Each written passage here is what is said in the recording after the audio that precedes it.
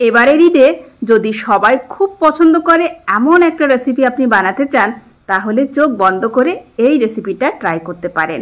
অসাধারণ লাগে খেতে, ছোট থেকে বড় সবাই পছন্দ করবে। আর বানানো একদম সোজা, শুধু লাগবে আমাদের এরকম কয়েক পিস চিকেন। আমি এখানে চিকেনের লেগ পিসটাকে ললিপপের মতো শেপ দিয়ে নিয়েছি। আপনারা চাইলে কিন্তু যে কোনো শেপের চিকেন দিয়ে এই রেসিপিটা বানাতে পারেন, তবে ললিপপের মতো শেপ দিলে বাচ্চারা এটা খেতে বেশি পছন্দ করে। প্রথমেই চিকেনটাকে ম্যারিনেট করব, তার জন্য দিয়ে দিলাম স্বাদ মতো লবণ, লঙ্কার গুঁড়ো সামান্য, গরম মশলা পাউডার আর সেই সাথে গোলমরিচের গুঁড়ো। এরপর দিয়ে দিচ্ছি হাফ চা চামচ পরিমাণ আদা রসুন বাটা, দিয়ে দিচ্ছি 2 টেবিল চামচ পরিমাণ টক দই। টক দইটা অবশ্যই দেওয়ার চেষ্টা করবেন, এতে করে চিকেনটা অনেক সফট হবে এবং ভিতর থেকে খুব জুসি হবে। এরপর হাফ চা চামচ পরিমাণ দিয়ে দিলাম ধনে পাতা আর কাঁচা লঙ্কা বাটা, লেবুর রস দিয়ে দিলাম একটু। আর ললিপপগুলো তো একটু উপর থেকে মুচমুচে হতে হবে, তার জন্য আমি এখানে 2 টেবিল চামচ পরিমাণ দিয়ে দিলাম চালের গুঁড়ো। চালের গুঁড়োর পরিবর্তে কিন্তু কর্নফ্লাওয়ারও দিতে পারেন, আর তাও যদি না থাকে হাফ চা চামচ পরিমাণ ময়দা ছড়িয়ে দিতে পারেন।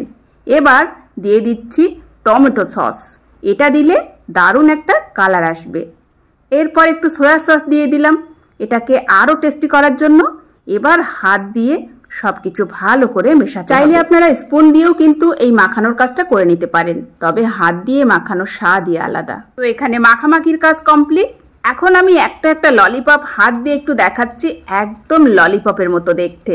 বাচ্চারা এটা যে কি পছন্দ করবে, ঈদের দিন বাচ্চাকে একটু খুশি করবেন না? তো অবশ্যই কিন্তু এই রেসিপিটা ট্রাই করবেন।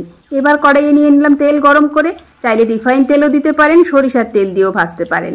এবার এক এক করে দিয়ে দেব ললিপপ। আর হ্যাঁ, বলতে ভুলে গেছি, এটা কিন্তু যত বেশি সময় ম্যারিনেট করে রাখবেন খেতে তত সুস্বাদু হবে।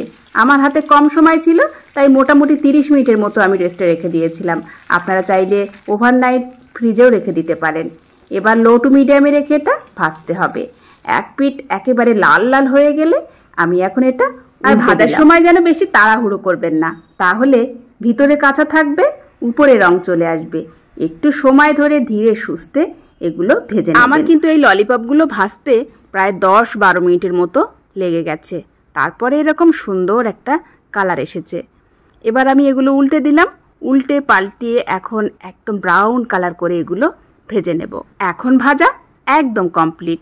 আর যেহেতু এগুলোর নাম ললিপপ, তাই ধরার মতো তো একটা জায়গা রাখতে হবে। তার জন্য আমি এখানে অ্যালুমিনিয়াম ফয়েল পেপার দিয়ে ঠিক হাড়ের যে অংশটা সেটা এভাবে সুন্দর করে লাগিয়ে দিলাম। এতে করে এটা ধরে ধরে বাচ্চারা খেতে পারবে, ভীষণ মজা পাবে। এরপর আমি কিছুটা ফ্রেশ ধনিয়া পাতার উপরে এটা সাজিয়ে দিচ্ছি। একটু সবুজের ছোঁয়ায় খাবারটা কিন্তু আরও লোভনীয় হয়েছে। তো সবগুলো সাজিয়ে দিলাম। এবার গরম গরম টমেটো সসের সাথে কিংবা গ্রিন সসের সাথে পরিবেশন করতে পারেন। গ্রিন সস, টমেটো সস সবগুলো কিন্তু আমার চ্যানেলে দেওয়া আছে, আপনারা চাইলে দেখে নিতে পারেন। আমি লিঙ্কটা ডেসক্রিপশন বক্সে দিয়ে দেব। আশা করি আজকের রেসিপি সবার ভালো লেগেছে, আর আমি চাইবো এই ঈদে আপনারা অবশ্যই এই রেসিপিটি একবার ট্রাই করুন। রেসিপি ভালো লাগলে চ্যানেলটি সাবস্ক্রাইব করে রাখবেন, পেজ থেকে দেখলে পেজটি ফলো করে রাখবেন। বিদায় নিচ্ছি আজকের মতো, দেখা হচ্ছে পরবর্তী রেসিপি নিয়ে।